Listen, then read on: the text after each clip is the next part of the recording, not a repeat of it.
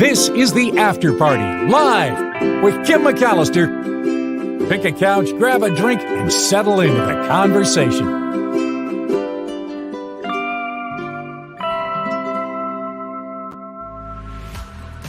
And here we are on a Friday with the after party.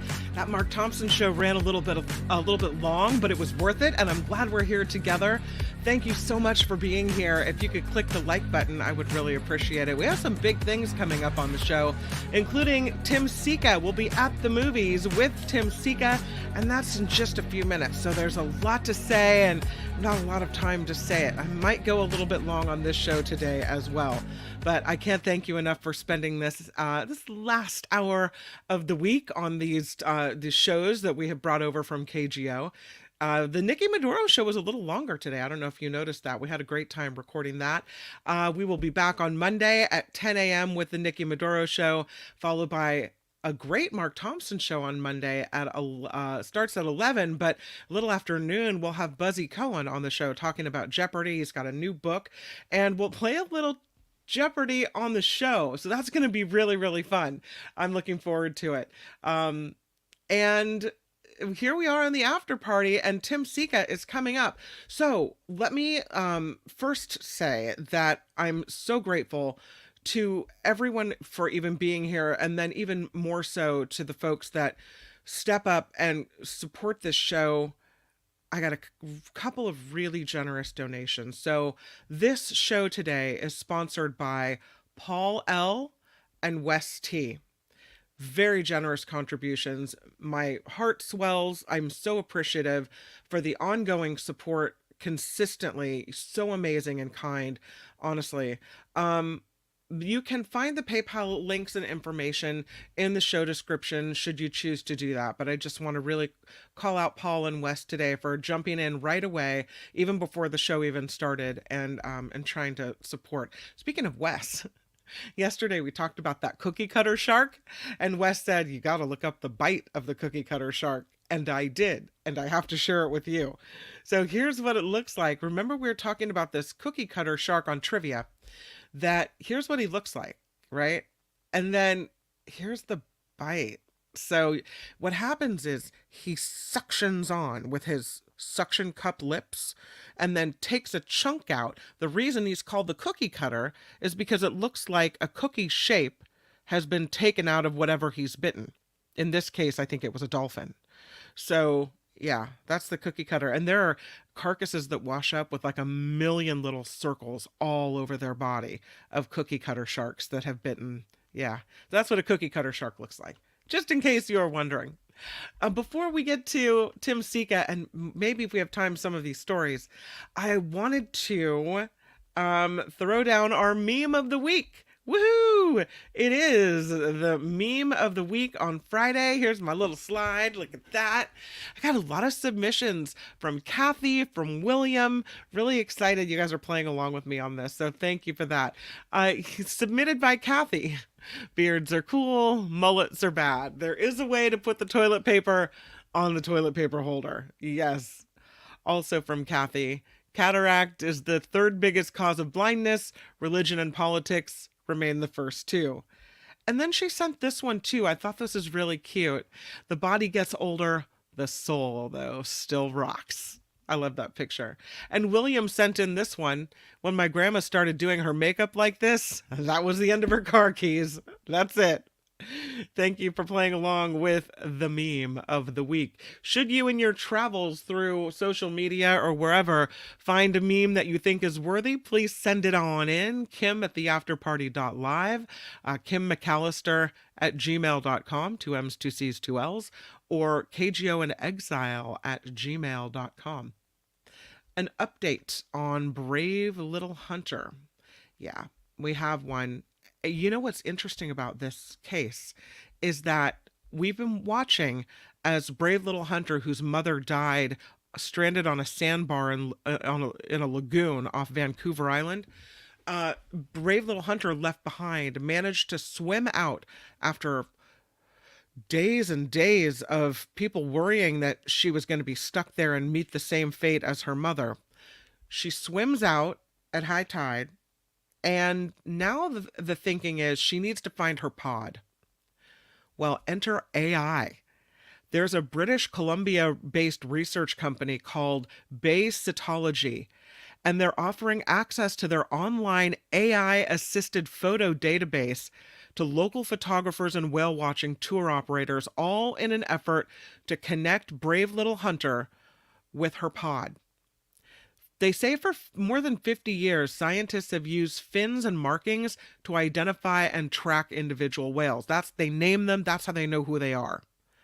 They said this is an extension of that research methodology. It started with film, then it went digital. Now they're transitioning to deep learning, machine learning, or an artificial intelligence kind of model to conduct this work. The AI program is called FinWave. FinWave. They're still beta testing this. But apparently, according to the CBC, the Canadian Broadcast Channel, it's got an accuracy rate of over 90% when it identifies the images of whales. So because of this, the hopes are really high that Brave Little Hunter will find her pod. They hope she does it on her own, but they say, listen, a little bit of help is welcome here. So at this point, her pod was last spotted off 90 miles off of Ucluelet, British Columbia, about 90 miles south of Zebulos. Fingers are crossed, they say, that she can make it back to her pod and continues a long and healthy life. So that's what I'm hoping for too. Brave Little Hunter. Kathy sent this one in, and I thought it was such an interesting story. Here's a picture of this orangutan, right? If I can say it right. The orangutan used a medicinal plant, to treat its own wound. It's the latest example, they say, of how some animals attempt to soothe their own medical problems with remedies found in the wild. The orangutan's name is Racus, and scientists observe Racus picking and chewing up the leaves of a medicinal plant used by people throughout Southeast Asia to treat pain and inflammation. So this is an adult male orangutan, used his fingers to apply the plant juices to an injury on his right cheek. Afterward, he pressed the chewed plant to cover the open wound like a makeshift bandage. This is a study in Scientific Reports. Previous research has documented several species of great apes foraging for medicines in forests to heal themselves, but they hadn't yet seen an animal treat itself in this way. It's the first time, according to scientists with the Max Planck Institute of Animal Behavior in Germany, that they've observed a wild animal applying a quite potent medicinal plant directly to a wound. The photographs showed the wound closed within a month without any additional problems. So look at that. It's a single observation, they say, but often we learn about new behaviors by starting with a single observation. So they're smart. That's fascinating. Really cool. Remember this guy who had this alligator and he tried to get it into a baseball game?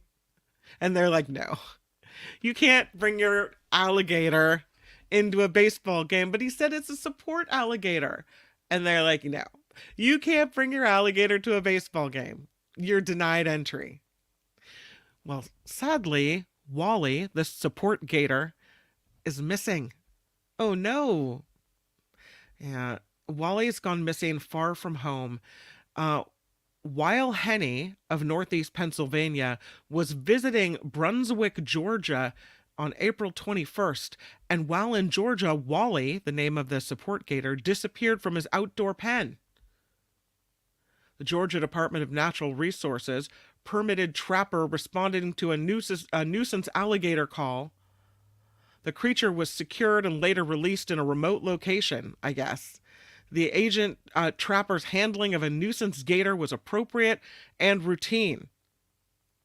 So they thought it was a nuisance gator. They don't know exactly if it was Wally, but it might have been Wally.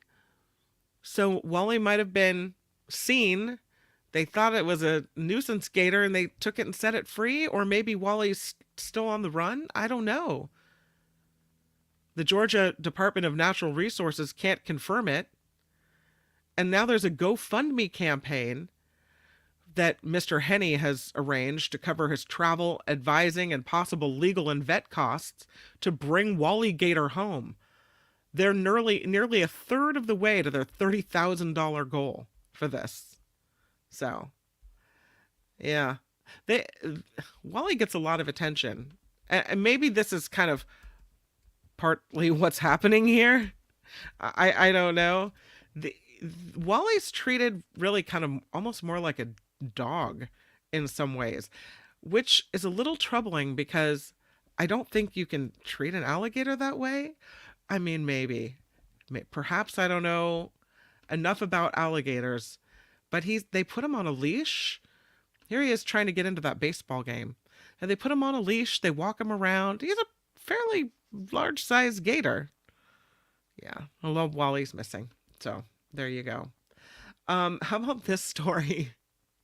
Carpool dummy. Yeah, there's always someone who seems like they're trying this, right? Well, busted. Didn't quite work out the way you thought it was gonna work out. This plastic passenger has earned the driver a citation for a carpool lane violation here in California, and the scorn and ridicule of the CHP on their Instagram and Facebook pages. The CHP sharing a photo of this dummy passenger that earned several citations for this carpool lane driver. The CHP in Santa Fe Springs said the officer pulled a vehicle over for crossing solid double lines in the high occupancy vehicle lanes and soon discovered something unusual about the sole passenger. The goatee, they say, was sharp, a little too sharp. It was all made of plastic. This fake passenger here, made of plastic. The driver issued a citation for multiple carpool violations. This is going to be a big, fat ticket. But you've seen people do this time and time again. You know, they put a fake passenger in and they think it's okay. Would this guy have been pulled over if perhaps he hadn't crossed that double yellow line? Would they have noticed from afar? I don't know, but is it worth it? Because that's a big, fat ticket. No, thank you. That's going to be thousands of dollars, don't you think? Yeah. I mean, it takes a lot of cojones, though, to throw in a fake passenger. I don't know. All right, we are late to get to Tim Sika. And it's so important because I look forward to it every week. It is At the Movies with Tim Sika. I have a little slide to show you. Where is it? At the Movies with Tim Sika. I have it. There it is. Woohoo! And here he is, Tim Sika, everybody. Hi. Hi, Kim. I Hi. think Wally Gator took off because he was really mad that they wouldn't let him into that stadium. He may have. He may have been tired of being mistreated. He sees all the therapy dogs get in, all the support animals, and then he's left outside in the cold. I don't know, Tim. And scream prejudice, you know. Exactly. Against reptiles. Yeah. Oh, man. Yeah. Well, here we are at the movies again. You have a lot of good offerings today. I'm really excited to hear what you have to say about Fall Guy, because this has been advertised kind of ad nauseum. Every time I turn on the TV, they're running some kind of ad for this movie. Yeah, yeah. Well, yeah, the Fall Guy. You know, there's probably no objective reason in the world why I would or should dislike the Fall Guy. For one, it's consciously calculated and specifically designed to be the very definition of a summer blockbuster, an audience pleaser. You get that, right, from the trailer. Yeah. It's full of action sequences that are at times breathtaking. It's a rom-com between Ryan Gosling, who plays a stuntman for a famous movie action star played by Aaron Taylor Johnson, who's going to be the new James Bond, by the way, and Emily Blunt, who plays this first-time director of a science fiction epic movie. It's a loving tribute. It was designed to be a loving tribute to movie stuntmen and a celebration of the work that they do to make these action movies work and soar on the screen. It's directed by David Leitch, who is a stunt performer, actor, and stunt coordinator himself. It doesn't take itself too seriously. It has a healthy sense of humor about itself. The chemistry between Gosling and Blunt was infectious. It boasts this energized and energizing directorial style. For one, there's this fabulous extended long opening shot take that if you didn't know any better, you would swear it came right out of a Martin Scorsese movie. But, and here's the dreaded but. Uh-oh. Curiously, as I'm sitting there, Kim, watching this thing unfold and assaulting its IMAX presence all over my body and my psyche, I found myself really, really bored, saying to myself, there's so many other movies out there I want to see. Why am I having to endure this loud, empty, pointless, distracting exercise of a movie? Which is kind of how the sum total of this movie played for me. It really made no sense because it shouldn't have been boring, but it really bored the daylights out of me. I also couldn't get out of the sense either of knowing what was going to happen next, knowing that the spectacular action scene I'm watching now is going to morph into an even more spectacular action sequence in like 10 or 15 minutes. Also thinking, like, couldn't they have made a better movie tribute to stuntmen than having to throw in this ridiculous murder mystery into the plot? Or maybe excised or rewrote this eye-rolling speech that Ryan Gosling has about, we stuntmen are tough, we look tough, we act tough, but underneath we hurt just like the rest of you regular people. So for what it is, I mean, the Fall Guy delivers. It delivers. It gives the audience what it says it's going to give the audience. But for me, the entertainment value wasn't sufficient enough to compensate for it really, in the end, being nothing more than this formulaic and mindless distraction. So would you say that's why it was boring? Because it was just another formula flick and it was easy to figure out what was coming? For me, yes. But it's interesting. I'm a voting member of the Critics' Choice Association, and I just got an email today saying that it got the Critics' Choice Association seal of approval. So I'm obviously the critic that's in the minority. I haven't read anybody else's review of this movie yet, but I'm obviously in the minority on this because apparently the lion's share of my colleagues are saying it's really great. I was bored to death. Sorry to say. So bummer. All right. Yeah. Well, I don't know. This one, I think it's promising. I'm looking forward to it. The idea of you. Yeah, the cast is what drew me to this romantic comedy drama. Mm-hmm. It's about a divorced 40-year-old art dealer played by Anne Hathaway, looking very gorgeous in that poster, who is living with her 16-year-old daughter, played by Ella Rubin, and who becomes romantically involved with a 24-year-old boy band singer, played by Nicholas Galitzine, who's also in that poster. And yeah, I'm thinking that I like this movie a little bit more in retrospect than when I was actually watching it. When I was watching it, it seemed trashy. Okay. Rather than a kind of like serious exploration of this situation, where an older woman finds herself involved with a man and a much younger man who also happens to be super famous. And I think in retrospect, that's what they were going for, this serious exploration, which parenthetically on that level, it is not entirely successful. They didn't, I don't think they were serious enough, but I give it an A for effort because it did point out certain negative possibilities that would arise from a situation like the one here portrayed in the movie. The reactive nature of the internet, how people use social media as a forum for vomiting their hate, and just the practical ramifications of a relationship like this, both pro and con, that the couple would have to deal with. But I do think this story is just about sex. If it's about anything, and how sex can be, it's thrilling and exciting and rejuvenating and an antidote to low self-esteem and all that. I mean, the movie's titled The Idea of You. I love the title, which is can be the opposite of the reality of you. Sure. Right? So I don't think, for one, that the characters in this story had anything in common except the sex.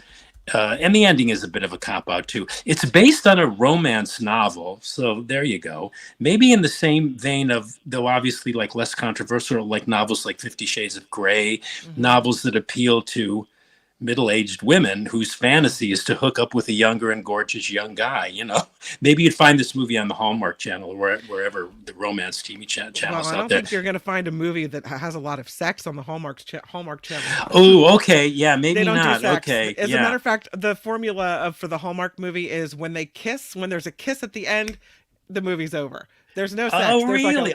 yeah. Oh, interesting. It Okay, always yeah. ends with a kiss. Yeah. When the characters kiss, movie over. That's it. Oh, well, this one Yeah. had a lot of like clothes ripping off each other and all Oh. kinds of stuff. So I guess I sort of liked the idea of you, in spite of the fact that it really didn't seem to go anywhere. Like I said, I was drawn to it because of the cast. I love Yeah. Anne Hathaway, and I'll see anything that she's in. And Sure. and the director is a really good one too. His name's Michael Showalter. He directed The Big Sick and The Eyes of Tammy Faye and Spoiler Alert, which were all good movies. So I don't know. Maybe there's more here than met the eye Mm, for me. I didn't think it really went anywhere. And again, like I said, initially it seemed trashy, but then I was thinking about it and I thought, well, maybe they were going for something else which I missed. I don't know. I mean, it wasn't boring, so that's a plus. It doesn't surprise me, though, that you think it was about sex, because when you have a 40-year-old woman and a 25-year-old guy, and again, that you mentioned the title, the idea of you. I mean, it seems great, and it probably starts Uh out like a great relationship, and huh. then you find out there's all kinds of, I don't know, generational gaps in your experience and all kinds of things. I don't know. I think Yeah. it would have to be about the sex, which It, no well, problem, but which you is, know, hey, yeah, hey, I'm not, who would complain about that? But right. when they try to make it seem like maybe like they're implying that it's about something more, and then the Yeah. ending, to me, the ending was the tip off, like, I don't know. No. Anyway, yeah, Mm-mm. right. So blah blah blah. You've thrown a horror movie into the mix this week. It's called Tarot. Yes. And I have to admit, I'm sounding very crabby this week, and I'm probably still going to sound that way for just a little while longer. I kind of wanted to start off the week with the junk, but end the week on a more positive note. So anyway, a tarot, yeah, referring to the divination card deck. Hmm. The preview trailer for this looked pretty scary, but it's a supernatural horror movie. It's based on a novel. I found out after the fact, a novel. The novel is called Horoscope. So it's about a group of friends who rent out this isolated mansion in the Catskills. Oh, You know, that the never location. goes well. Now, Mm-mm. I know, right? The location for these movies always has to be isolated or removed from civilization or in the woods, right? Somewhere. But yeah, so this group of friends, they rent out this mansion in the Catskills for one of the friends' birthday. They want to celebrate and do something different.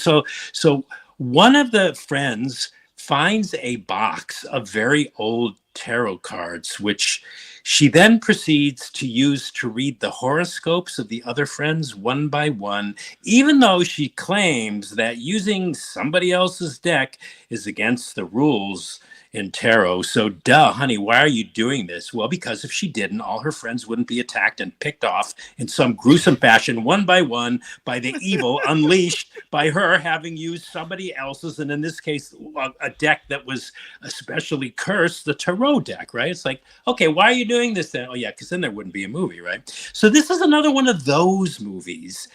To its everlasting credit, it does breathe a bit of new life into its cliched horror genre concept and premise, of a group of people gathering together in some out of the way place and then get murdered by an evil supernatural force or a Freddy or a Jason or whatever. And they do add the tarot and the astrology element, which had potential, but it was all unfulfilled as far as I was concerned here because it's just dumb. The dialogue is silly. The actors, there's no stars. Probably the best known actor is Jacob Batalon, who played Peter Parker's best friend in the Tom Holland Spider-Man movies. But Okay. yeah, silly and dumb, inane dialogue that's so Oh no. self-consciously delivered by these actors that at some point you wonder if they may have been thinking while they're like trying to deliver this dialogue convincingly, like, God, I can't believe I agreed to do this movie. Uh, there's a couple of good scares. It gets a little better as it goes along. There's one surreal horror sequence that's actually pretty good as a horror set piece, but the movie's just dumb. And all during it, I was thinking the same thing I was thinking during The Fall Guy, like, why am I wasting my time watching this movie? The other thing that ticked me off about this movie is the way in which they mix the tarot, which is a deep symbolical system, which can lead to a certain kind of self-knowledge, with astrology. And I mean serious astrology, not the kind you read in newspaper columns. They kind of presented it like it was the kind you read in newspaper columns. So all of that is goofily misrepresented here, and that didn't help the movie one iota. So, No for tarot. Okay. No, yeah, that's good. Yeah, no for tarot. You're gonna make me. Or I can quote you on that. No for tarot. You're gonna make me read French subtitles, aren't you? Oh yeah, that's right. Yeah. This isn't. Yeah, this is. Yeah, I forgot. You see, I forget. I see so many foreign movies. Anyway, okay. Now we're getting to, in my opinion, the better movies for the week. Beginning with this one. It's called Jean Duberry. Written, directed, and starring French actress. Oh, she's not even in the picture there. That's just, of course, they're going to put Johnny Depp in there. Right. Anyway, exactly. May Wen is the writer, director, and star in what is an historical and biographical period drama, which sticks pretty close to the historical record. She plays the titular Jean Duberry, who's this illegitimate child of a monk and a cook who, despite her low birth and the fact that she's a courtesan, which is a nice way of saying she's a prostitute, right? Or a harlot, right? But she becomes the favorite of Louis XV of France, played by Johnny Depp. And so she becomes the king's mistress. She moves in with him at Versailles, openly becomes the king's lover and paramour, and subsequently scandalizes the whole court, right? And you just know this movie's going to be tragic by the opening credits, because the music is like, uh-oh. So they're preparing you, and it is a tragic tale, biographically and historically. But I hate to always use this adjective, but it's such an interesting story. In fact, the rest of the films we're going to talk about today are good precisely because they too were so interestingly done. But so yeah, very interesting, this movie. Interesting from an historical perspective, a visual perspective. It's sumptuously shot, and so also therefore from an entertainment perspective as well. It's an interesting story, the period, France, late 1700s, right prior to the Revolution. It's all lovingly evoked with this detail. The details of Versailles court ritual and etiquette are really, you watching this stuff, you're going, God, I thought so interesting. The drama of the piece, it's being criticized for the drama. People are saying it's a little staid and a little underplayed, but that kind of pacing was appropriate to the time period. And so the drama being underplayed, I don't think was neither a plus nor a minus for the movie. It was simply appropriate for the story that was being told here. And there's enough interesting things going on, especially in this relationship, which was so scandalous at the time. The Louis XV's wife is still alive when he brings her in, but then she soon dies. But then all hell breaks loose in the court. And this is kind of Johnny Depp's comeback after all that tabloid stuff, about his marriage and everything, where he sort of disappeared from movie screens for a while. His is a supporting role. He plays Louis XV, but he's great here. And he's lost none of his star power. Again, despite the fact that his role's a supporting one and that he hardly says anything, but through gesture and body language and an expressive face, he conveys everything he needs to convey in order to play this part. So yeah, this one's for fans of period films. I love period films, historical films. The script's excellent. The dialogue is very good. Louis XV's daughters at one point are referred to as the antipodes of seduction, which was so insulting. And the production design and the costumes are gorgeous too. You can see that from the poster. So what's not to like? Easy on the eyes, and you get to learn something about French history. And you get to see Johnny Depp return to the movies where, he's always good. And he's very, very good here. And movie's good. I loved it. In theaters. Yeah. Okay. In theaters. Yeah. This is called Mars Express. Yeah, Mars Express. Yeah. Oh, and where you mentioned that Jean Duberry is in French. Yeah, and Depp's just when he speaks, it's all in French. I think it's the Hmm. first time he ever spoke in French. Mars Express is a feature-length French cyberpunk cartoon for adults. Huh. That's more or less what Mars Express is. This futuristic Blade Runner like neo noir thriller. It takes place in 2200, and it's about this female private detective and her male android partner who are hired by this wealthy businessman to track down this notorious hacker. So this then takes them to Mars, where they, and I'm leaving a lot out about the plot, Hmm. where they uncover this much darker story and world of, oh God, yikes, brain farms, Mm. government corruption, and this missing girl, right, who has within her possession this potentially universe altering secret about all the robots that are populating the current world. It's a world of robots and androids and AI vying for human living and human attention. Again, interesting movie, interestingly rendered.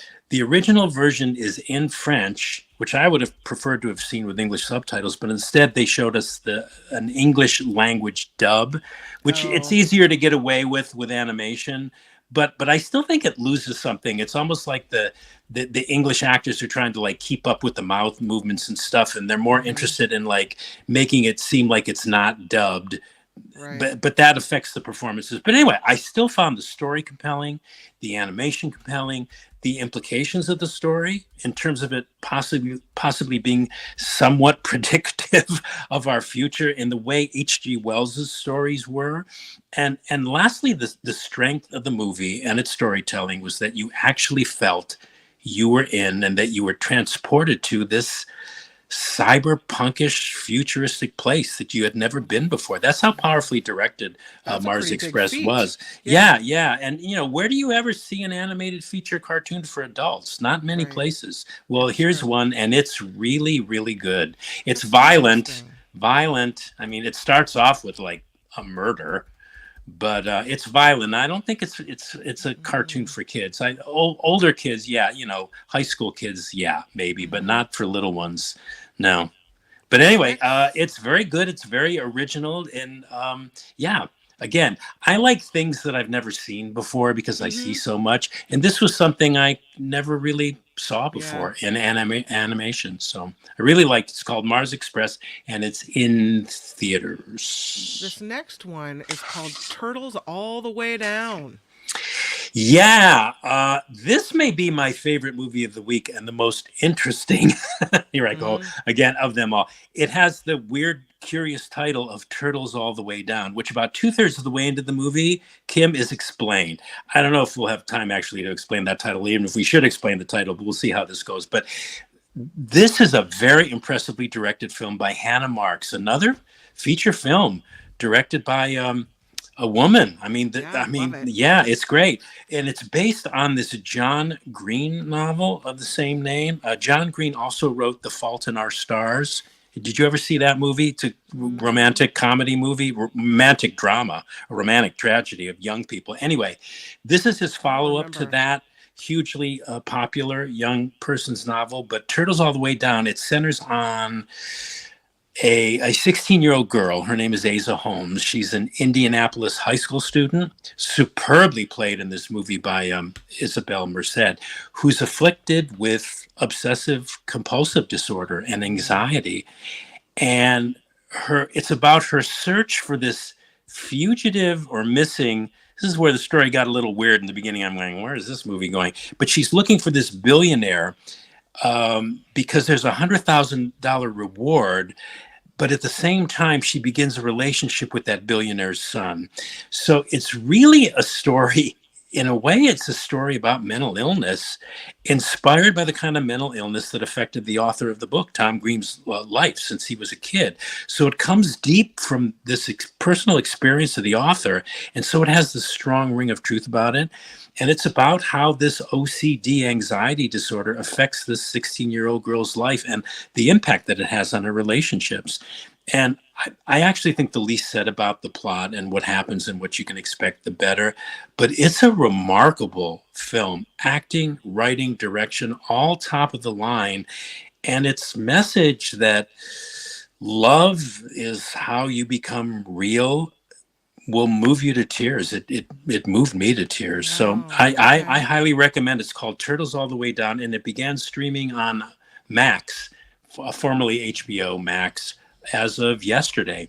So it's not playing in theaters. It's going strictly to streaming, and I suspect they did that because it's a serious young person's movie dealing with Mhm. serious issues and friendships and romantic relationships, but it's all under this umbrella of how this young girl is perceiving those things because she's got this OCD and she's in her head all the time. She overthinks things. She's kind of a germaphobe because she's overthinking things and because Mhm. she's read so much.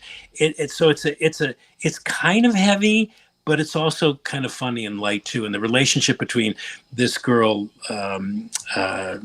what's her Asa, Mhm. her relationship with her best friend is really very, very touchingly rendered here in this For movie. I loved this film. I thought it would was good, you and it actually makes me want to read the book. Yeah, would you let a high school student watch this one? absolutely, Okay. absolutely. Yeah, All right. absolutely. So, All right. I love it. so We're gonna recap. You ready? yeah, Fall Guy, you said don't bother. You said it's boring and formulaic, and you don't recommend this one, even though other no, critics are all over it. You're not. yeah, no.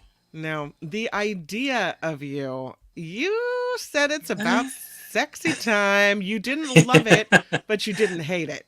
Yeah, right. Yeah. Yeah. Anne Hathaway, Anne How can Hathaway you go wrong? saved it for me. Yeah. Tarot. You said it's silly and dumb, and we said no for tarot. Yeah. No No. for tarot. Yes. Yeah, no for tarot. No for tarot. Jean Duberry. You liked this one. You Mm-hmm. said it's an interesting story historically and visually. The details are amazing. It's Johnny Depp's comeback after the whole trial, and you liked it. You said Yeah. yes. Yeah. Yeah. Yeah. Mars Express, you also liked it. You said it's again interesting and it's dubbed in English, but it's a compelling story, and you said it's good but violent. Yes. And So, it's a cartoon for adults. cartoon Yes. for grown-ups. And Yeah. lastly, Turtles All the Way Down, you said loved it. It'll move you to tears. Yeah. Yeah. Mhm. Boy, yeah. Hey, I should officially hire you as my official press I'll agent or take any something. job you're offering at this All point. You right. just Okay. throw Well, it at me and I'm down. okay. Well, we'll talk about that offline. Tim Sika, you are amazing, and I am so lucky to have you at the movies after party style with Tim Sika. Thank you for being on the show, my friend. You're welcome, Kim. And I think you are amazing as well. So thank you for Aw, having me. thank you. Have a great weekend. Yeah, you too. Bye. Bye. That's Tim Sika. Love his movie reviews. And again, I really am fortunate that he has taken time every Friday to come share that with us here on the after party, and that we can continue to bring his movie reviews to the people of the world. All right, let's get back into it because I don't quite want to end the show yet. I know it's 2 o'clock, but if you can stick with me for a couple more things, I have the lotto of the day. We've got to get to it. It these people, I don't understand how they can possibly be so incredibly lucky. This woman from Massachusetts won her second $1 million jackpot within 10 weeks. Uh huh. It happened from a scratch off lottery ticket. She won the same amount from another game. Her name is Christine. She's from Attleboro, Massachusetts. She previously won a $1 million top prize from the Massachusetts State Lottery's $50 lifetime million scratch off ticket in February. And she keeps playing, and now she's not giving up her lottery habit. She bought a $10 100 times cash scratch off from the Family Food Mart in Mansfield. 10 weeks after she wins a million, she wins another million. She said she spent some of the winnings from her first win on a new SUV, and this latest prize will go right into her savings account. So at least she's a responsible lottery player. I have the cruise of the week, well, the cruise of a lifetime, really, for you. It's a once in a lifetime cruise, and it's on the, you can see the name of the ship is the Coral Princess. 4 months at sea. I mean, there's a good chance you're getting COVID on this one, let me just say. But it's a 4 month cruise. They take you to 52 ports in 28 countries, 6 continents, 35,000 nautical miles. It's not cheap. You spend a third of the year traveling on the Coral Princess. It's for the bare minimum cabin, like without the porch where you can open the window and feel the breeze. $20,000. So you're going to want the porch, you're going to want the veranda or the lanai. So you're going to have to pay a little bit more, but 20,000 ish. All right. It's a 2026 cruise. The Princess World Cruise is a 114-day long voyage aboard the Coral Princess. This is a 1,000-foot long cruise ship with room for about 2,000 passengers. They pick you up. They have 2 U.S. ports they pick you up, where they pick you up. One is in Fort Lauderdale. The other is in Los Angeles. So this would be really easy for Mark and Courtney. Their next cruise, right?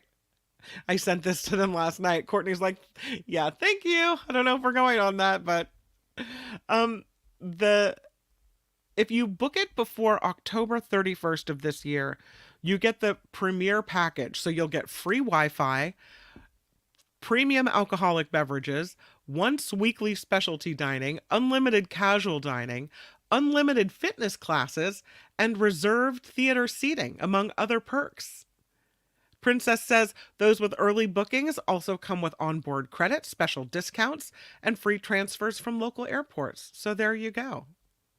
The company, Princess, says the World Cruise offers the most destination-rich itinerary ever, so guests can immerse themselves in a global experience rich with landmarks, ancient ruins, unique landscapes, wildlife, gastronomy, cultures, heritage. They're going places they've never been before, including Boracay, Philippines, Puerto Chiapas, Mexico, and Ponta Delgada, Portugal. They're going to Singapore, Sydney, Australia. They're going to Honolulu, Hawaii. They're going to do an overnight stay in Hong Kong. 52 destinations. 45 UNESCO World Heritage Sites around the world. It's all online. 2026 Princess World Cruise. Do the search for it if you're interested. I don't know. Could you spend 4 months on a cruise ship? I mean, you get off at 52 ports. You probably see more of the world than most of us have ever seen before. That's kind of a long time to be on a boat. Karen says inside cabins are claustrophobic. That's what I think. So if you have a cabin that's on the inside and there's no windows and, it's kind of like a dark little hole, no. That's why you have to pay more than 20,000 to get the veranda, the lanai, or at least a window that opens and you get fresh breeze in there, right? That's a honeymoon cruise. 4 months is too long, says Liz. You don't like the look of the ship, John? Oh, no. Yeah. I don't know if I could ever do it. Mama says, do they ever go places that aren't hot? All that sunlight makes me cranky. I bet they do. I bet there's all kinds of temperatures when you're taking the world cruise. It's interesting to me. I don't know if I could spend 4 months on a cruise ship, and especially after COVID, with the longer you spend on one of those ships, the more chance you have to get sick. However, I have to be realistic that in my lifetime, I don't think I'm ever going to see all the places that a trip like this would allow you to see. So if I wanted to do it and see all these, stop at these 52 ports, what an incredible opportunity. But 20 grand, and that's just, we'll call it 30 grand, because you're going to need the air, right? You can't be in the locked away in the hole, the cabin hole. So you're going to need the lanai.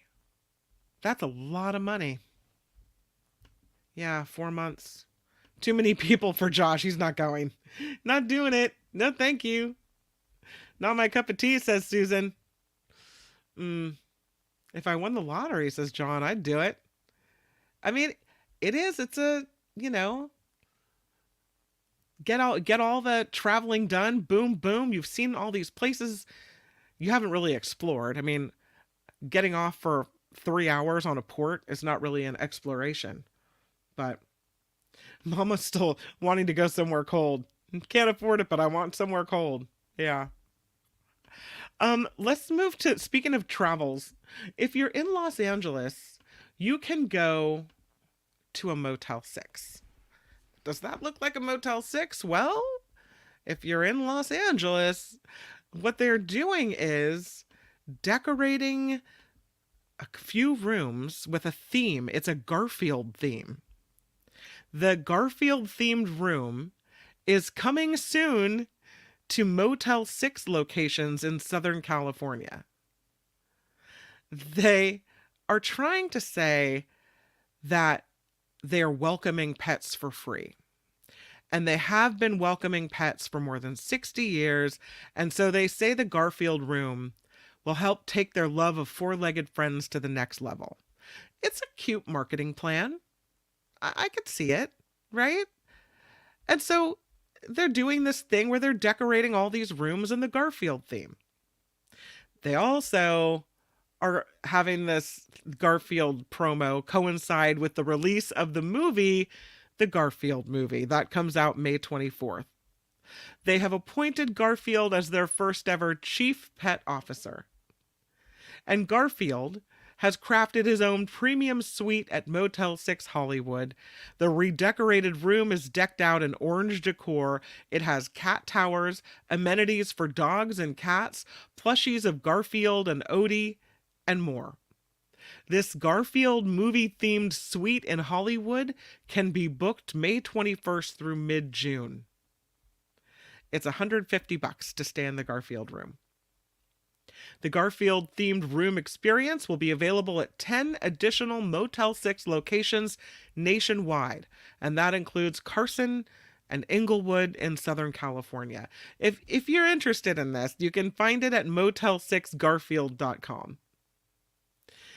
I feel like it's still Motel 6. I don't want to stay at Motel 6 most of the time, at least where I live. I don't want to say most of the time. There are probably some really nice Motel 6s around. I think the Motel 6 in Santa Barbara is supposed to be wonderful. But here in Petaluma, the Motel 6 is where there's, let's just say this. The clientele there they're not the folks I would choose to hang around. There's a lot of police rolling through that parking lot. There's some fights. There's some criminal activity afoot. One could say perhaps there might be drug sales going on, right? It's not the place that I would book. When I look for a hotel, if I happen to be going somewhere, I actively avoid trying to stay at a Motel 6. So, I know they're cheap or cost effective, and the Garfield room doesn't look too bad, but it's still a Motel 6 and I'm still not staying there. They're also, though, giving away tickets to the premiere of the Garfield movie and round-trip flight and a 2-night stay in the Garfield movie suite. So they have this whole contest going on. If you're a Garfield fan, maybe it's worth looking into. Before we end the show, I wanted to make sure we got this in, and it's a video, so bear with me. The thing about this video is it's boring, all right? You wouldn't think that a story like this could be boring, but the lack of emotion with which the parents discuss the fact that their triplets were born on the front porch of their friend's home. I mean, you would think there would be drama. It just seems like, oh yeah, this happened. Just another day. Not that big a deal. It's interesting. I'll give it that. Uh, this woman was, I guess she was on the sidewalk at 3 o'clock in the morning, which, interesting. And her water breaks. And she bangs on her neighbor's door and says, "Listen, I got a baby in my pants already." I don't know how this is not like screaming and yelling story, but here it is. This happens in Colorado, and check it out. Some bumps are bigger than others. I would call that, yeah, like definitely a pothole. I'm sitting in the driver's seat and I started having really bad contractions. It was happening fast. Nothing is going to slow this baby down. This is right where my water broke. Tiffany Leonard was just a few doors down from a friend's house when her labor started. It was 3 a.m., April 18th, 32 degrees and snowy. I just kind of like laid back on his porch and I just banged on his door. And that was like, honestly, that was the rest of the energy that I had at all. Greeley police were called to the scene for a screaming woman. They're like, "Are you having a miscarriage?" I'm like, no, there's a baby like in my pants right now, like as we're speaking to each other. He arrived early. Her due date wasn't for another 14 weeks. I didn't want to touch him. I didn't want to break him, because he's super, super small. And he wasn't alone. He's like, "How many are you expecting?" I said, "Triplets." And their eyes widened really like, "Oh, crap. We should probably call more medics." Moments later, out came baby number 2. Your kids are being born on my front porch. The moment Eric Maeda learned his boys had arrived. Nurse had told me that the third one was born via C-section and that they were all alive, they were all breathing, everything was good, they all had heartbeats. Bert, Billy Bob, and Kikutaro. Kiku. Each one weighing just about 2 pounds. It looked like I could have picked up all 3 of them and just held all 3 of them in my 2 hands. And they're doing good and they're striving and I'm glad. With 3 new baby boys, they're ready for whatever bumps come their way. I would say hopefully smooth sailing. That's what we're hoping for, but as we all know, life doesn't go as according to plan. Though their journey as a family is just getting started. 3. She had triplets. She had them on the front porch. Sounds like maybe the C-section was done at the hospital. I don't know. I want to think it was. But does that story not have the passion and the oh my God factor that it ought to have? It seems like, oh yeah, my water broke on the sidewalk and had 3 babies and there was a baby in my pants. It just seems like, whoa, come on. Sounds like idiocracy. I think you mean idiocy. I don't know. Yikes, it's true. Tell you what, that's wild. Oh, John says the balcony room on that trip is 35 grand. Okay, if you're talking about the Princess Cruise. You're dreaming about it, aren't you, though? Yeah, you go play the lottery tonight. We'll see if you go on the cruise. Mama says, sounds like precipitous labor happened to me twice. My labor start to finish with this baby was 82 minutes. That's crazy. I was in the hospital with Julia for more than 2 days, more than 48 hours. It wasn't a quick one for me. Deidre says, my little preemie was 28 weeks. She's now 21 and thriving. Jacob was a preemie too, although he was born a month and a half early and he was still nearly 6 pounds. So he wasn't a little preemie. Had a litter on the porch, pretty much. Jim says it has a very southern feel to it. Well, she named one of her babies Billy Bob. So I think you're right. Yeah. She's probably still in shock. I was kind of thinking that maybe she is still in shock. Like maybe it hasn't sunk in yet. But it's been a while. Her triplets were 2 pounds each. I mean, you need medical care immediately. Immediately. We take for granted now that these babies are going to survive, but that's because of medical intervention. So Deidre says my girl was 2 pounds and in the hospital for 3 months. That's right. They want them to get to a certain weight, to be able to breathe on their own, to be able to eat on their own without a tube. So yeah, it's scary. I'm so glad she's okay. And now you say 21 and thriving. So good. So good. It's scary when that happens to you, though. I can't imagine a high-risk pregnancy like triplets and you're on the porch. I mean, I think that if I had this high-risk pregnancy, I'd be I mean, not going anywhere. I'd be near the hospital just waiting. That's really scary. But glad everything went well and that their babies are going to be okay. Because I'll tell you, that story really got me. Um, I wanted to let's wrap it up with this one story, just so you know that when you get angry, it's really not good for you. I need you to try to be a little more zen about things. You're like, yeah, Kim, that's what I'll do. I'll be zen. Anger, it turns out, is not good for your health at all. No. And here's the story. It could raise your risk for long-term heart disease. Feeling angry constricts blood vessels in unhealthy ways and could raise a person's long-term odds for heart disease. This is the result of a new study done at Columbia University Medical Center in New York City. This is what they found. That when you get angry like this, you're doing yourself a disservice. It's not just the people you're angry at, it's about your long-term physical health. And just because we need a picture, here's a picture of a guy getting really angry. There he is. This anger, if you're a person who gets angry all the time, you're having chronic injuries to your blood vessels over and over again. So this team at Columbia in New York City did these experiments where the activity of blood vessels was monitored while people were in angry states versus states of anxiety or sadness or neutral emotions.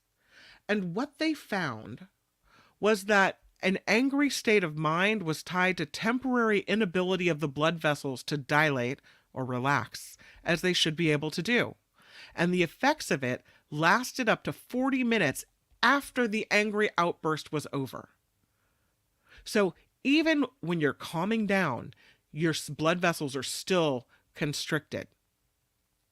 Study author says, we've long suspected, based on observational studies, that anger can negatively affect the heart. This study in healthy adults helps fill a real knowledge gap and shows this might occur. Yeah. The research, they say, also opens the door to promoting anger management intervention as a way to potentially help stave off heart disease, which is still the leading cause of death in America. You'll find more on this anger study at the Journal of the American Heart Association. It involved 280 healthy adult New York City residents under age 74. The group skewed young, averaging 26 years of age. The people involved had no history of heart disease or major heart risks. They didn't have hypertension or high cholesterol or diabetes. They were all seemingly healthy. All of the participants were monitored for blood vessel changes in their dominant arms and then asked to engage in very personal 8-minute talks or readings that elicited various emotional states. Anger, sadness, anxiety, no heightened emotion at all. That was the control group. The healthy blood vessel dilation was inhibited when people were angry, and it wasn't observed among people in states of either anxiety or sadness.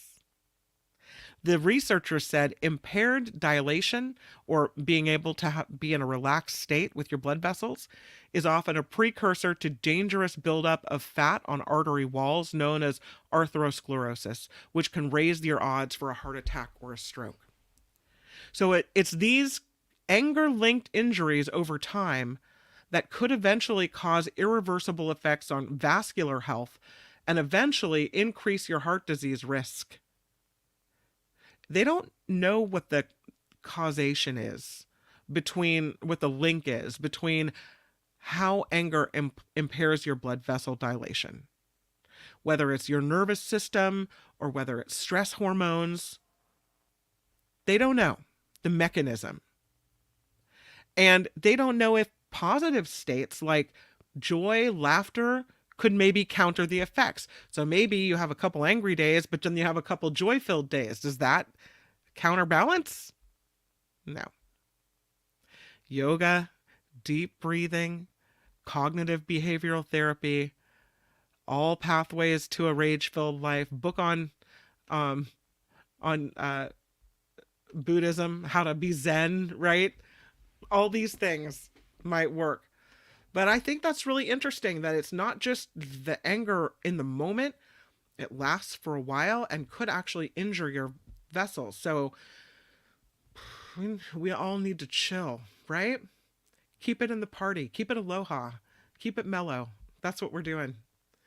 Well, I love this show. It's a great palate cleanser to our other two shows on the Nikki Maduro, Mark Thompson Show network.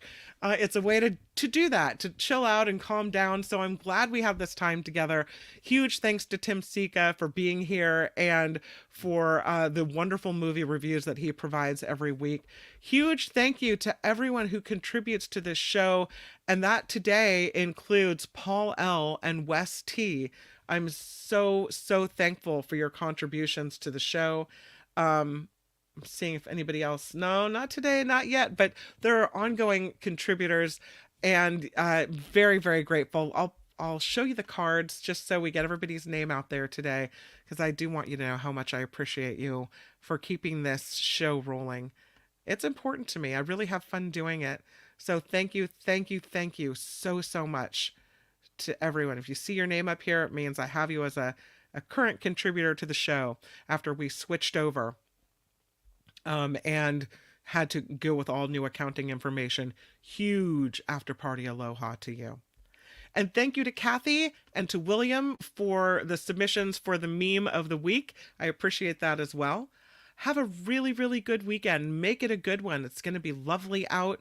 If you can avoid the pollen or take your allergy meds if you have a spring hay fever, you might want to do it, because I've noticed it started already. But that doesn't mean it's not going to be a great day, a great weekend. So have a good one, and I will see you back here on a Monday. And until then, bye-bye. The After Party Live would like to thank the following contributors and viewers like you.